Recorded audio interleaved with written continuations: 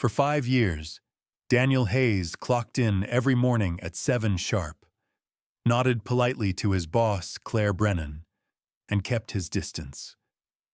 Professional, respectful, safe. But on a Thursday in late September, he found a faded photograph tucked inside an old work order, and in that instant, everything he thought he knew about his life shattered. Sometimes the truth doesn't set you free. Sometimes it traps you between what was and what could have been. If you enjoy stories about second chances and unexpected truths, feel free to subscribe. It really helps the channel. And by the way, let me know in the comments, where are you listening from? Now let's go back to where it all began. The filing room at Brennan Manufacturing smelled like motor oil and old paper. Daniel had been organizing work orders for the better part of an hour, sorting through folders that hadn't been touched in years. The afternoon shift hummed beyond the metal door, machines grinding in their reliable rhythm. He reached for another stack when something slipped free, a photograph landing face up on the concrete floor. He bent down, picking it up carefully. The image showed Claire at a company picnic, her dark hair loose around her shoulders, actually laughing. He'd never seen her laugh like that, not in 5 years of working under her, but it was what he found on the back that made his hands go still. A date, a location, Springfield Conference Center. And beneath it, in Claire's neat handwriting, best night of my life. Daniel's throat went dry. He knew that date. He remembered that night. The regional conference, the celebration dinner after closing the Peterson deal, too much wine, too much loneliness, one night that neither of them had ever mentioned again. He'd convinced himself she wanted to forget it ever happened. They'd both returned to Maplewood and slipped back into their professional roles as if nothing had changed. Except something had changed. He stared at the photograph, at the date written in blue ink, and felt the ground shift beneath his feet. He looked up and froze. Claire stood in the doorway, her face drained of all color. Her eyes locked onto the photograph in his hand, and for a moment, neither of them moved. The sounds of the plant faded into background noise. "Where did you find that?" Her voice came out barely above a whisper, but he heard the tremor in it, the fear. Daniel held up the photograph, his mind racing through possibilities, through questions he'd never dared to ask. It was in an old folder, from 6 years ago. Claire stepped into the room and closed the door behind her. The click of the latch sounded too loud, too final. She crossed her arms over her chest, that familiar defensive posture he'd seen her use in difficult meetings with suppliers. But this wasn't a business negotiation. This was something else entirely. "We need to talk," she said. "Not here." "Not now." Daniel shook his head.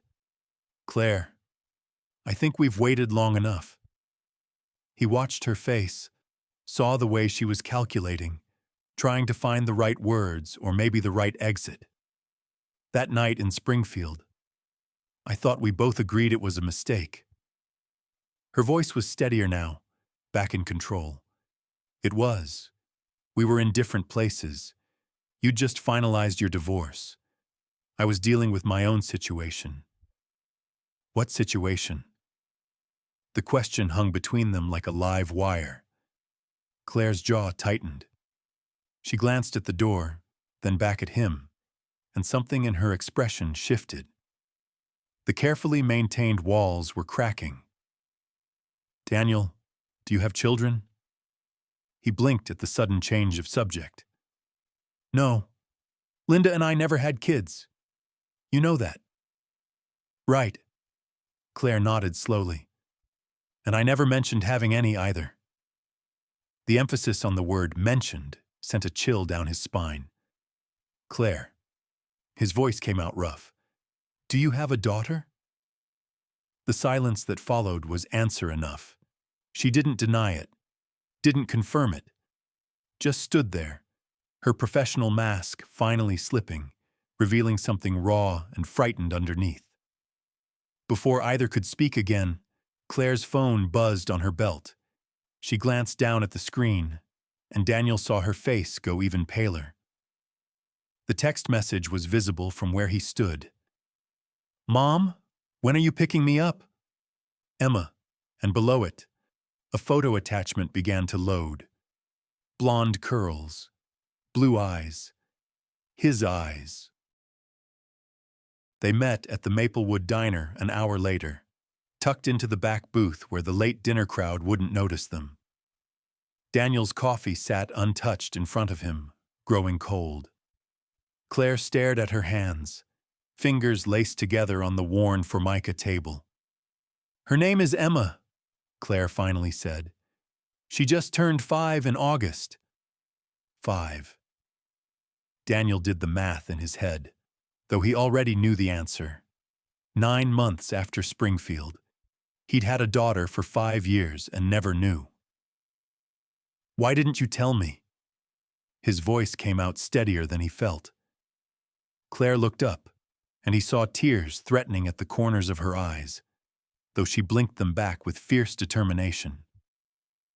Because you were barely holding yourself together. The divorce from Linda had just gone through.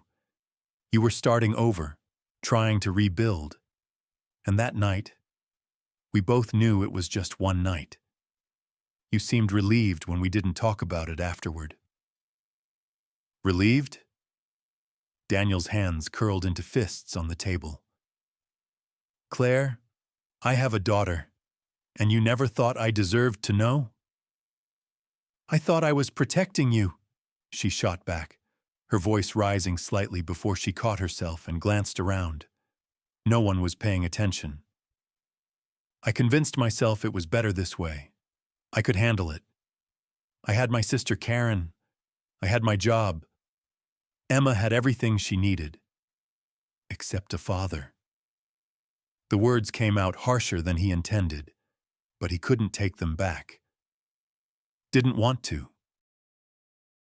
Claire flinched like he'd struck her. I did what I thought was right at the time. Maybe I was wrong. Maybe I was selfish. But I can't change the past 5 years, Daniel. He wanted to argue, wanted to rage at the injustice of it all, but the diner door opened with a cheerful jingle. A woman walked in with a little girl in tow, both shaking off the evening chill. Daniel recognized Karen, Claire's younger sister, and beside her, holding her aunt's hand, was a child with blonde curls and bright blue eyes.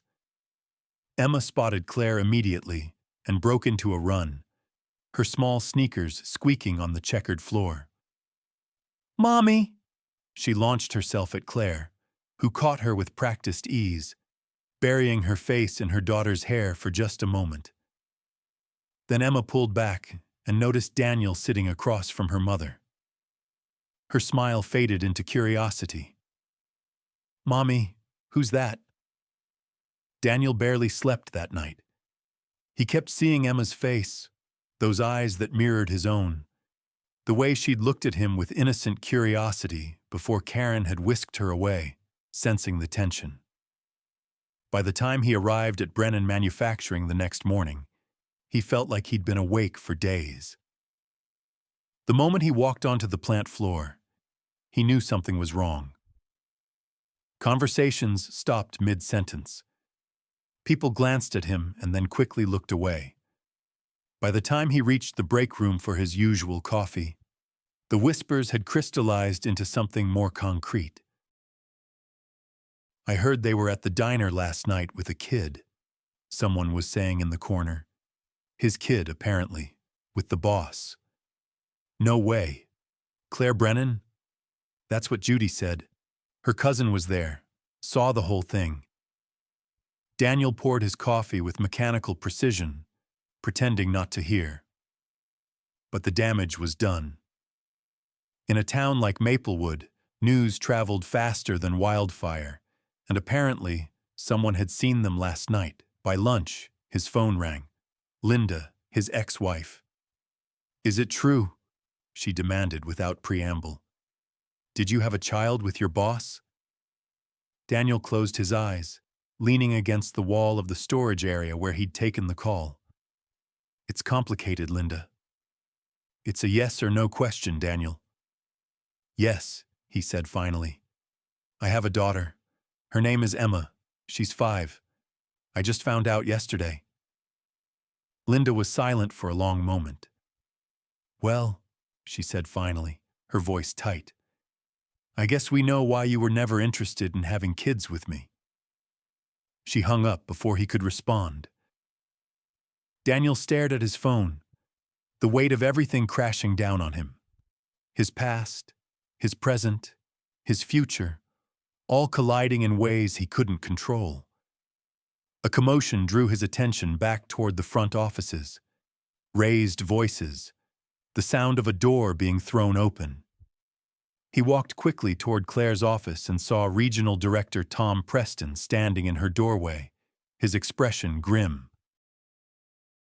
"Claire, we need to talk about workplace conduct," Tom said, his voice carrying down the hallway. "Now." Tom Preston closed Claire's office door with deliberate care, the kind of careful movement that signaled serious trouble. Daniel stood frozen in the hallway, close enough to hear muffled voices but not distinct words. Through the frosted glass, he could see Tom's gestures, sharp and emphatic. Claire stood behind her desk, arms crossed, her posture rigid. "We've received a complaint." Tom's voice rose just enough to carry through the door. "An anonymous complaint about inappropriate relationships between management and staff. You understand how this looks, Claire." Daniel's stomach dropped. Someone had reported them. Of course someone had. In a small town, in a close workplace, secrets didn't stay buried for long. He moved closer to the door, knowing he shouldn't eavesdrop but unable to stop himself. "That was 6 years ago." Claire's voice was steady, professional, but he could hear the strain underneath. "Before my promotion to plant manager, before any conflict of interest existed. And it was one night, Tom. One night that has nothing to do with how I run this facility." "The optics are terrible," Tom countered. "You have a child with your subordinate and never disclosed it. HR is going to have questions. I'm suggesting you take administrative leave while we investigate." "Absolutely not." Claire's voice hardened. "I've given this company 12 years. My performance reviews are flawless. I've increased productivity by 18%. And you want me to step aside because of something that happened before I was even in management?" "Claire, I'm trying to protect you here. By asking me to disappear? This job is how I support my daughter, Tom. I'm not walking away because someone decided to weaponize my personal life." Daniel had heard enough. He pushed the door open without knocking, stepping into the office. Both Tom and Claire turned to stare at him, surprise registering on their faces. "It's true," Daniel said, his voice calm despite the adrenaline coursing through him. "Emma is my daughter. I just found out yesterday, and I'm going to be part of her life no matter what it costs either of us." Tom's eyes narrowed. "Daniel, this doesn't concern you right now." "With respect, sir, it concerns me more than anyone." Daniel met Claire's gaze across the room. She looked stunned, uncertain whether to be grateful or furious at his intervention. "If there's an investigation, I'll cooperate fully. But Claire shouldn't be punished for a decision we both made 6 years ago." Tom rubbed his temples, looking between them. "This is exactly the kind of complication I was afraid of. Both of you, go home. We'll reconvene Monday after I've spoken with corporate. It wasn't a suggestion. Daniel drove straight to Claire's house after leaving the plant. He knew it was probably a mistake, knew she'd likely slam the door in his face, but he had to try. The house was a modest 2-story on Maple Street, painted pale yellow with white trim, a wooden swing hanging from the porch. He'd driven past it hundreds of times over the years, never knowing his daughter lived inside. He knocked, and after a long moment, Claire opened the door. Her face was still flushed from anger, or maybe from crying. He couldn't tell which. "What are you doing here?" "I needed to make sure you were okay." "Okay?" Claire's laugh was bitter. "You just announced to my boss that you're the father of my child. You made everything infinitely more complicated. And you think I'm okay?" "I was trying to help. By making it impossible for me to handle this quietly? By turning it into some kind of public declaration?" She stepped out onto the porch, pulling the door mostly closed behind her. "Emma doesn't know you, Daniel. She doesn't need the chaos you're bringing into our lives. I'm her father. Biologically, yes. But you haven't been there for bedtime stories or scraped knees or the first day of kindergarten. You don't get to just walk in and claim the title because you finally found out." The words stung because they were true, but they were also unfair in a way that made his chest tight with frustration. "That's not my fault, Claire. You made that choice for both of us. I made the choice I thought was right." "For who?" "Because it wasn't right for Emma. It wasn't right for me." They stood there, voices rising despite both trying to keep the argument contained. Behind Claire, through the front window, Daniel could see movement. A small figure approached the glass, pressing her hands against it. Emma. She was looking right at him. Claire noticed his gaze shift and turned to see her daughter at the window. Emma smiled and waved, that innocent, uncomplicated gesture children make. Without thinking, Daniel raised his hand and waved back. For a moment, the connection between them felt tangible, real. Then Claire's expression changed, hardening into something that looked almost like fear. "Stay away from us, Daniel." She went inside and closed the door, the lock clicking into place. Through the window, he saw her scoop Emma up and carry her away from view, deeper into the house. Daniel stood on the porch for a long moment, his hand still raised, waving to a child who could no longer see him.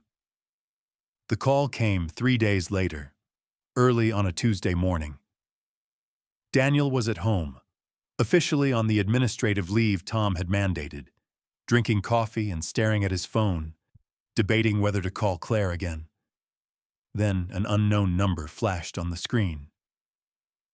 "Is this Daniel Hayes?" The voice was professional, female, slightly rushed. "This is Claire Brennan, Claire's sister. There's been an emergency. Emma collapsed at school and they've taken her to Maplewood General Hospital." Daniel's coffee mug hit the counter.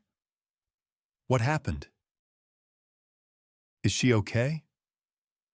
"They don't know yet. Claire is in Chicago for mandatory HR meetings, and her phone is going to voicemail. I'm on a flight back from Denver, won't land for 3 hours.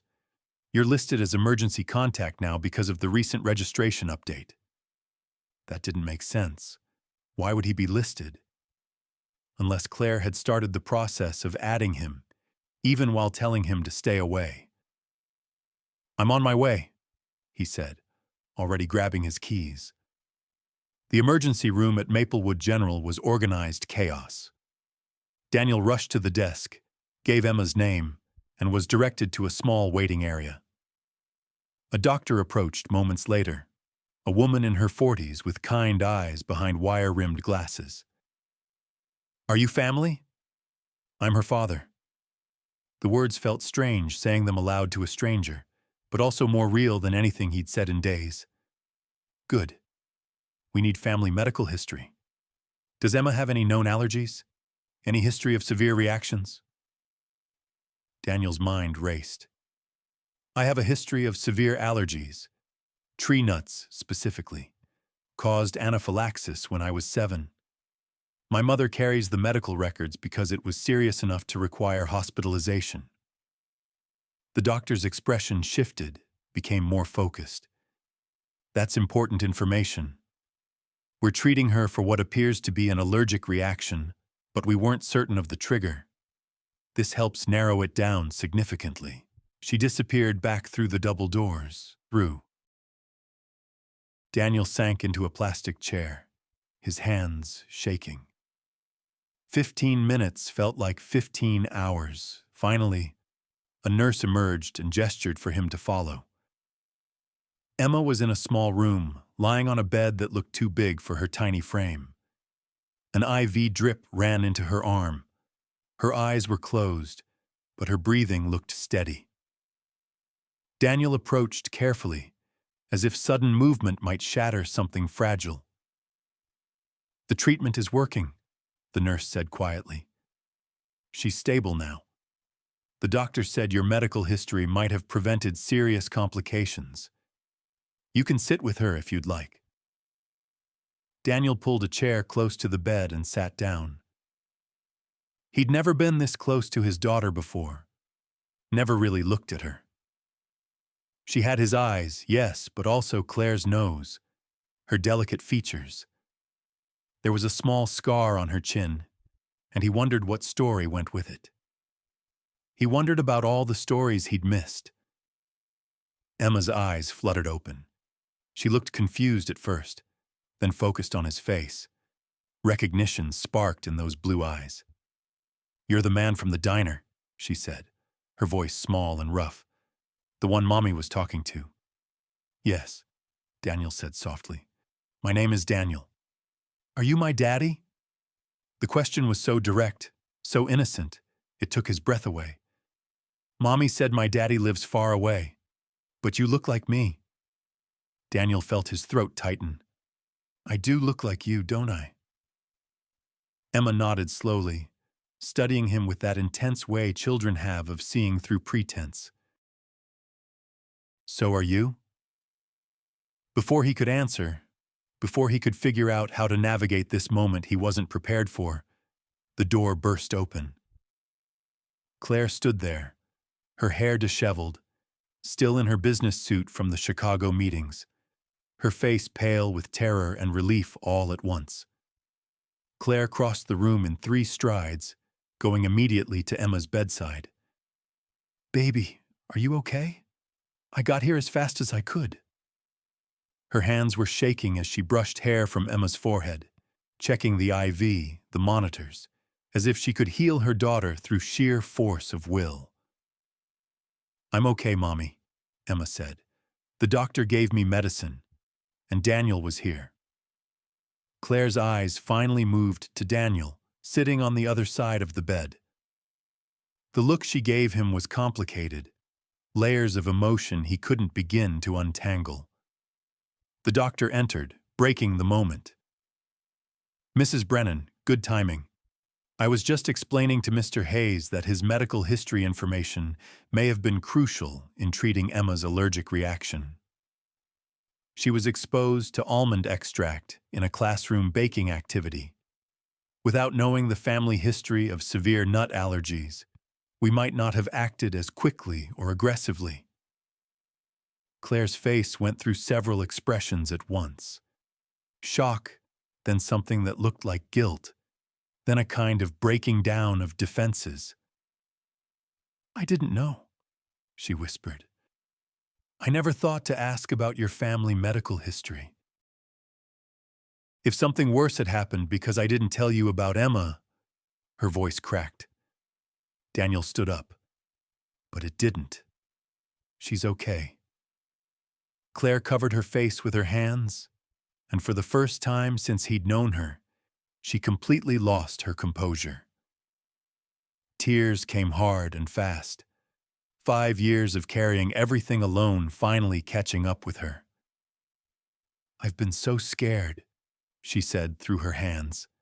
"Scared you wouldn't want her. Scared of losing my job. Scared of being judged. I've been trying to protect everyone, and I've just been protecting no one." Emma watched her mother with wide eyes, then looked at Daniel with a question in her expression, as if asking him to fix this.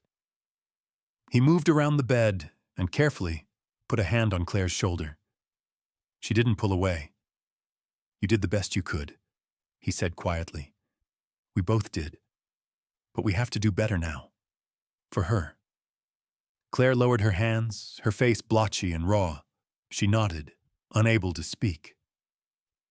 Emma reached out with her small hand, the one without the IV, and grabbed her mother's fingers. "Mommy, why didn't you tell me my daddy was the nice man from your work?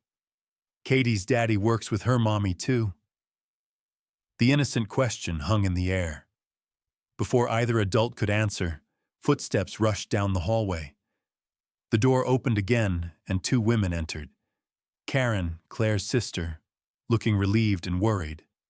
And behind her, an older woman Daniel recognized immediately. His mother, Margaret Hayes. Karen must have called her.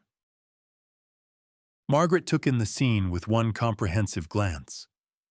Her son standing beside Claire, both of them near the hospital bed, where a little girl lay watching everything with curious blue eyes. Margaret's eyes, Daniel's eyes, passed down to a grandchild she'd never been allowed to meet.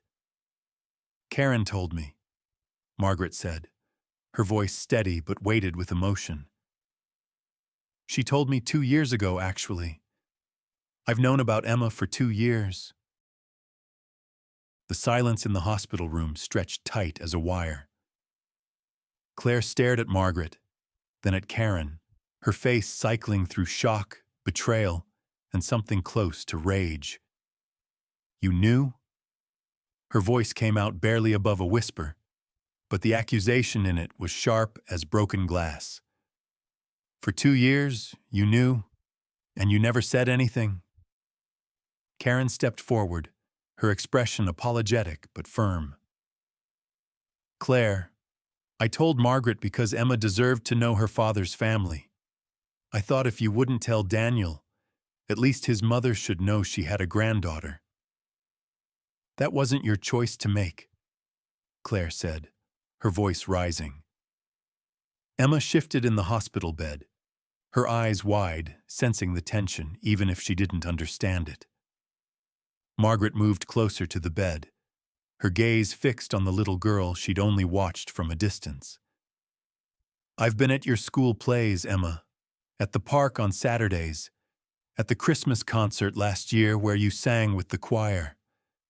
I stayed silent because your mother asked me to, through Karen. But I'm done with silence." She turned to Claire, and Daniel saw something fierce in his mother's expression. "That child is my granddaughter, and she's missed 5 years with a father who would have loved her from day one. You had your reasons, I'm sure, but they weren't good enough." The words landed like stones. Claire looked as if she'd been physically struck. Daniel saw her struggling, caught between defending herself and acknowledging the truth in what his mother had said. "Mom, stop," Daniel said, his voice cutting through the tension. "This isn't helping." Margaret turned to him, her eyes softening slightly. "Danny, you have a right to be angry. You've been denied 5 years. I know. But Claire's not the enemy here. She was scared. We both were." He looked at Claire, whose eyes were bright with unshed tears. "I'm not going to force anything, but I'm not walking away either. Emma deserves better than our fear." The room fell quiet except for the beeping of monitors. Then Emma spoke, her small voice clear in the stillness. "I don't understand why everyone is mad. Can someone please explain?" 4 adults looked at the 5-year-old in the hospital bed, and the absurdity of the situation hit them all at once. Here they were, arguing about the past, while the future lay right in front of them, confused and waiting for answers. Daniel met Claire's eyes across the bed. She looked exhausted, defeated, and more vulnerable than he'd ever seen her. He wanted to say something, to bridge the gap that felt impossibly wide, but he didn't have the words. Instead, he did something he hadn't planned. He stood up, grabbed his jacket from the chair, and headed for the door. "Where are you going?" Claire asked, surprise replacing some of the hurt in her voice. "Home," Daniel said simply. "Emma needs rest. You need space to think. We all do. But I'll be back tomorrow to check on her, if that's okay." He paused at the door, looking back. "I mean it, Claire. I'm not forcing anything, but I'm not disappearing either. When you're ready to talk, really talk, I'll be here." He left before anyone could respond, his mother following him out after squeezing Emma's hand gently. Sunday morning arrived with October sunlight filtering through stained glass windows at Maplewood Community Church. Claire sat in a pew near the back, alone. She rarely came to services anymore, too busy with work and Emma, too tired to face the community that always seemed to have opinions about single mothers. But today she needed something, though she wasn't sure what. Father Michael stood at the pulpit, an older man with silver hair and a warm presence that had comforted Maplewood residents for 3 decades. His sermon was about truth, about the courage it takes to live honestly, about second chances and forgiveness. Claire tried to focus on the words, but her mind kept drifting to the hospital room, to Daniel's face, to Margaret's accusation, to Emma asking why everyone was angry. After the service, she stood to leave quickly, but people kept approaching. Mrs. Patterson, the town's most notorious source of gossip, caught her arm. Claire braced for judgment, for whispered condemnation. Instead, the older woman's face was gentle. "Honey, I heard about Emma's trip to the hospital. Is she all right?" "She's fine. Home now. Just needs rest." "Good. That's good." Mrs. Patterson squeezed her hand. "Listen, I know people have been talking. They always do in small towns. But I want you to know something. We've all made choices we regret. We've all tried to protect people and ended up hurting them instead. That little girl of yours deserves to know her father. And you deserve help raising her. Don't let pride or fear keep you from accepting both." Claire felt her throat tighten. "I thought everyone would judge me." "Oh, they will," Mrs. Patterson said with a dry laugh. "This is Maplewood. But most of them will be judging from their own glass houses. The ones who matter will understand." Other people approached with similar sentiments. The Johnsons, who'd been through their own custody drama years ago. Linda Martinez, whose son had been raised by grandparents. Even young Pastor Thomas, who told her about his own complicated family situation. Claire felt something shifting inside her, some wall she'd built starting to crumble. She walked to the church hall, needing coffee, needing a moment to process. When she entered, she stopped short. Daniel stood near the coffee station with Emma, who must have seen his truck from outside and run to him. They were examining a plate of cookies together, Emma pointing at the chocolate chip ones animatedly. "She asked if we could get breakfast together," Daniel said, when he noticed Claire standing there. His voice was careful, uncertain. "I said only if her mom comes too." Emma looked up, her face bright. "Mommy, Daniel says there's a place that makes pancakes shaped like animals. Can we go? Please?" Claire looked at her daughter's hopeful expression. at Daniel's careful neutrality, at the church community around them, watching with varying degrees of interest and support. She thought about Mrs. Patterson's words, about Father Michael's sermon, about 5 years of carrying everything alone. "Okay," she said quietly. "Let's go get pancakes."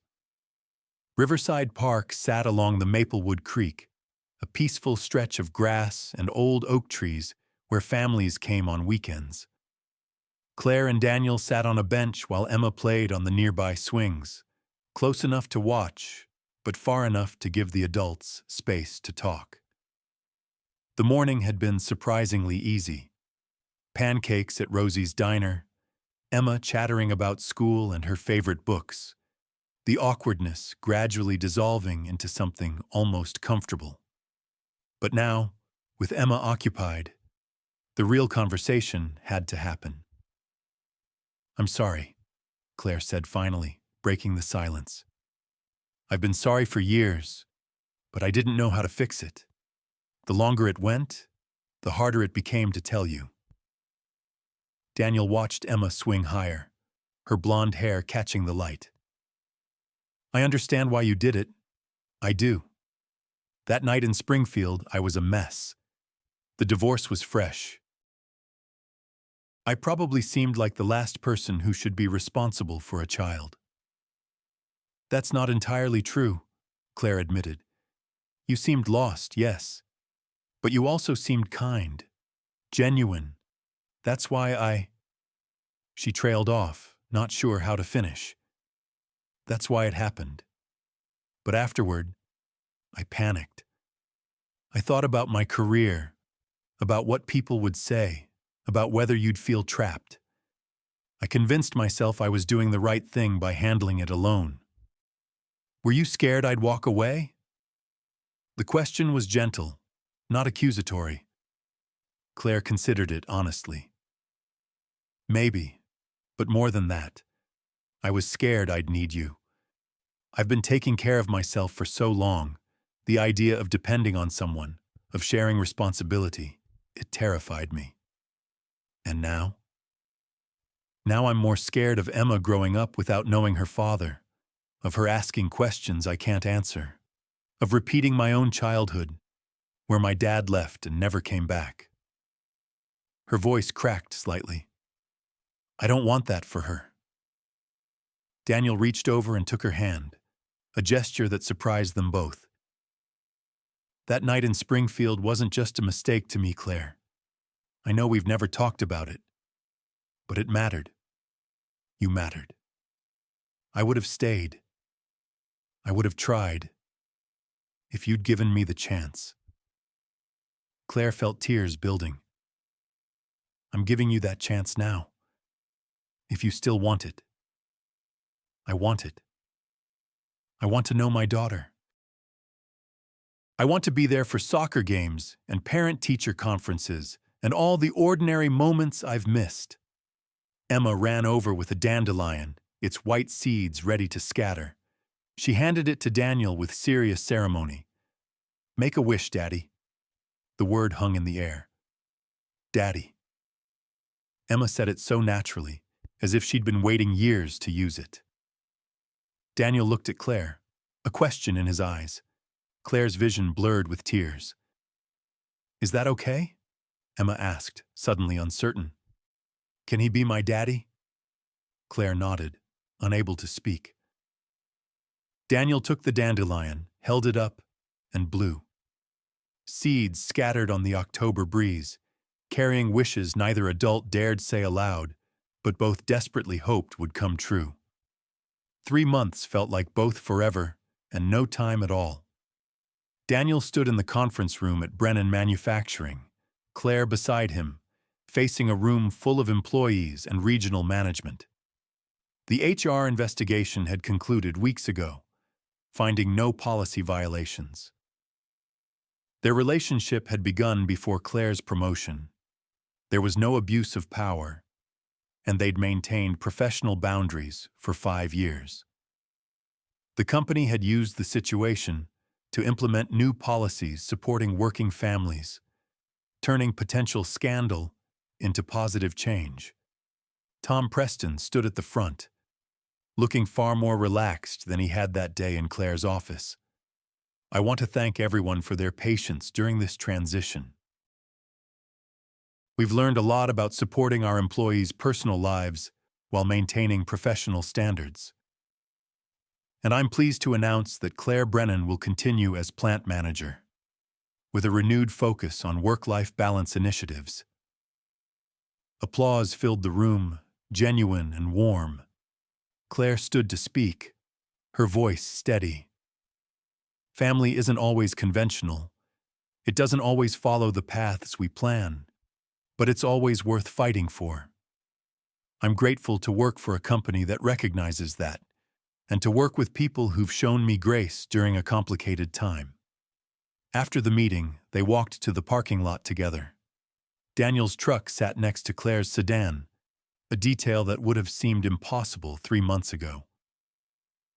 Emma's party starts at 4, Claire reminded him. Your mother is bringing the cake. Karen's handling decorations? Enthusiastically, I think she's more excited than Emma. Daniel smiled. And Linda? She's coming, for about 20 minutes. She was actually civil on the phone. Progress? They stood there, in the late January cold, vapor from their breath mingling in the air. They weren't together, not romantically. That conversation remained unspoken, waiting for the right time, if the right time ever came. But they were partners in the way that mattered most, building something for their daughter. Thank you, Daniel said, for letting me in. Finally. Thank you for staying, Claire replied. Even when I didn't make it easy. That evening, Emma's 6th birthday party filled Claire's backyard with noise and laughter. Margaret fussed over decorations, Karen commanded the cake ceremony, and even Linda appeared briefly, stiff but sincere in her congratulations. Daniel and Claire found themselves on the porch steps as the sun began to set, Emma between them, tired but happy. Best birthday ever, Emma declared, leaning against her mother. I got presents and cake and all my favorite people are here. Daniel looked at Claire over their daughter's head. In the golden light, everything seemed possible. The mistakes, the lost time, the fear, all of it had led to this moment. Emma reached out, taking both their hands, linking the 3 of them together. In that small gesture, Daniel felt something complete itself, some broken piece of his life finally fitting into place. Whatever came next, they would face it as a family. Not perfect, not conventional, but real and worth every difficult step it had taken to get here. Sometimes the hardest truths lead us to the greatest gifts. Thanks for listening. If this story touched you, don't forget to subscribe and tell me in the comments. Have you ever discovered a truth that changed everything?